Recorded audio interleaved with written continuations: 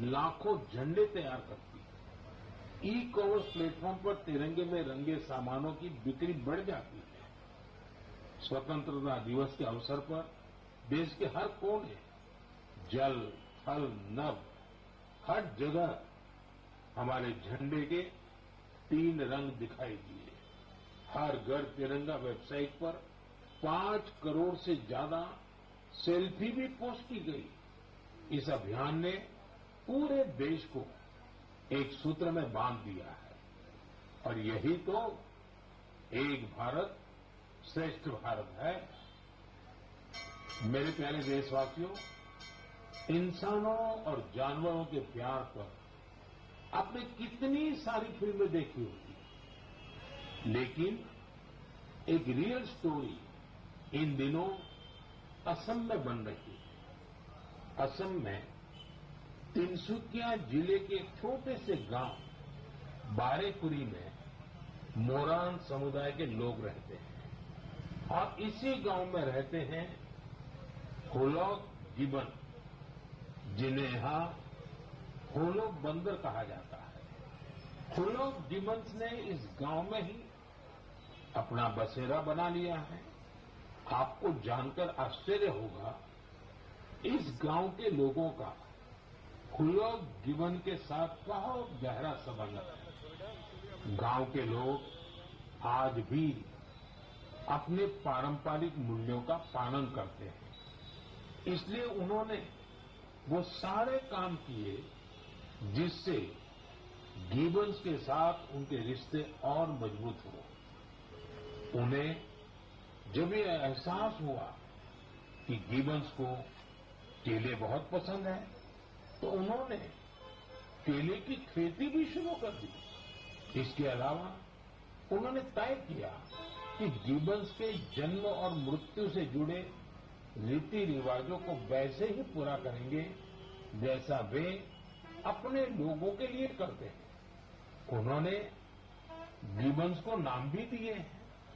हाल ही में गिबन्स को पास से गुजर रहे बिजली के तारों के कारण मुश्किलों का सामना करना पड़ रहा था। ऐसे में इस गांव के लोगों ने सरकार के सामने इस मामले को रखा और जल्द ही इसका समाधान भी निकाल लिया गया। मुझे बताया गया है कि अब ये गिबन्स तस्वीरों के लिए पोज भी देते हैं। साथियों, पशुओं के प्रति प्रेम में हमारे अरुणाचल प्रदेश के युवा साथी भी किसी से पीछे नहीं है। अरुणाचल में हमारे कुछ युवा साथियों ने 3D प्रिंटिंग टेक्नोलॉजी का उपयोग करना शुरू किया है। जानते हैं क्यों? क्योंकि वो वन्य जीवों को सींगों और दांतों के लिए शिकार होने से बचाना चाहते हैं। नागम बापू और लीखा नाना के नेतृत्व में ये टीम जानवरों के अलग अलग हिस्सों की 3D प्रिंटिंग करती है। जानवरों के सींग हो, दांत हो, ये सब 3D प्रिंटिंग से तैयार होते हैं। इससे फिर ड्रेस और टोपी जैसी चीजें बनाई जाती हैं।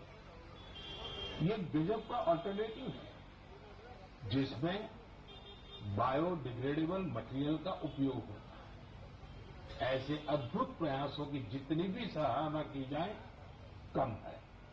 मैं तो कहूंगा अधिक से अधिक स्टार्टअप इस क्षेत्र में सामने आए ताकि हमारे पशुओं की रक्षा हो सके और परंपरा भी चलती रहे। मेरे प्यारे देशवासियों, मध्य प्रदेश के जाबुआ में कुछ ऐसा शानदार हो रहा है जिसे आपको जरूर जानना चाहिए। वहां पर हमारे सफाई कर्मी भाई बहनों ने कमाल कर दिया। इन भाई बहनों ने हमें वेस्ट टू वेल्थ का संदेश सच्चाई में बदल कर दिखाया है। इस टीम ने जाबुआ के एक पार्क में कचरे से अद्भुत आर्टवर्क तैयार किया है। अपने इस काम के लिए उन्होंने आसपास के क्षेत्रों से प्लास्टिक वेस्ट, इस्तेमाल की हुई बॉटल्स, टायर्स और पाइप इकट्ठा किए। इन आर्ट वर्क्स में हेलीकॉप्टर, कार और तोपे भी शामिल हैं। खूबसूरत हैंगिंग फ्लावर पॉट्स भी बनाए गए हैं। यहां इस्तेमाल किए गए टायरों का उपयोग आरामदायक बेंच बनाने के लिए किया गया है। सफाई कामगारों की इस टीम ने रिड्यूस, रीयूज और रिसाइकल का मंत्र अपनाया है। उनके प्रयासों से पार्क बहुत ही सुंदर दिखने लगा है। इसे देखने के लिए स्थानीय लोगों के साथ ही आसपास के जिलों में रहने वाले भी यहां पहुंच रहे हैं। साथियों, मुझे खुशी है कि आज हमारे देश में कई सारी स्टार्टअप टीम भी पर्यावरण को बढ़ावा देने के लिए ऐसे प्रयासों से जुड़ रही है। ई कॉन्शियस नाम की एक टीम है जो प्लास्टिक वेस्ट का उपयोग इको फ्रेंडली प्रोडक्ट बनाने में कर रही है। इसका आइडिया उन्हें हमारे पर्यटन स्थलों, विशेषकर पहाड़ी इलाकों में फैले कचरे को देख करके आया। ऐसे ही लोगों की एक और टीम ने इको कारी नाम से स्टार्टअप शुरू किया है। ये प्लास्टिक वेस्ट से अलग अलग खूबसूरत चीजें बनाते हैं। साथियों, टॉय रिसाइकलिंग भी ऐसा ही एक और क्षेत्र है जिसमें हम मिलकर काम कर सकते हैं। आप भी जानते हैं कि कई बच्चे कितनी जल्दी खिलौनों से बोर हो जाते हैं। वही ऐसे बच्चे भी हैं जो उन्हीं खिलौनों का सपना संजोए होते हैं। ऐसे खिलौने जिससे अब आपके बच्चे नहीं खेलते, उन्हें आप ऐसी जगहों पर दे सकते हैं जहां उनका उपयोग होता रहे। ये भी पर्यावरण की रक्षा का एक अच्छा रास्ता है। हम सब मिलकर प्रयास करेंगे तभी पर्यावरण भी मजबूत होगा और देश भी आगे बढ़ेगा। मेरे प्यारे देशवासियों, कुछ ही दिन पहले हमने 19 अगस्त को रक्षाबंधन का पर्व मनाया। उसी दिन पूरी दुनिया में विश्व संस्कृत दिवस भी मनाया गया। आज भी देश विदेश में संस्कृत के प्रति लोगों का विशेष लगाव दिखता है। दुनिया के कई देशों में संस्कृत भाषा को लेकर तरह तरह की रिसर्च और प्रयोग हो रहे हैं। आगे की बात करने से पहले मैं आपके लिए एक छोटी सी ऑडियो क्लिप प्ले कर रहा हूं।